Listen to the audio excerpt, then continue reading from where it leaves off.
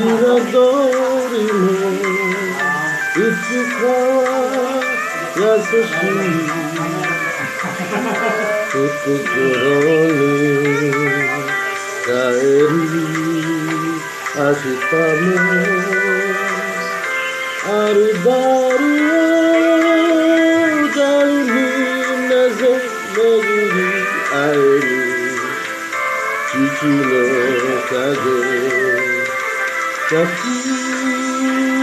ものか僕は男だ信じてる信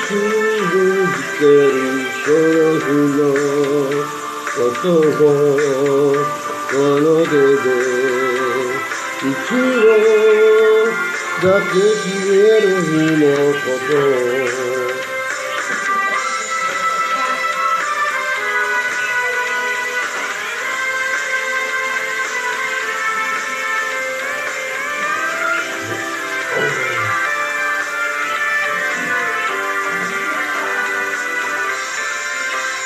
何かそうだもん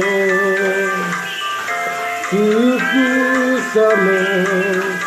いつかは人と緑合い語る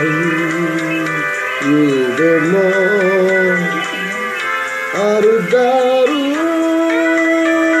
だるびなせそれがいい幸せがなくものか僕は男だ書いてます伝えてますその日は鳥と手を取り父と笑い合う日が来ると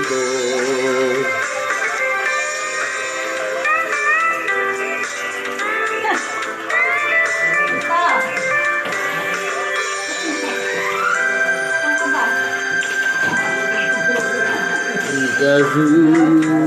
月をぬくむもいつかは風が吹き払い輝く夜もあるだろう誰になぜきらめかない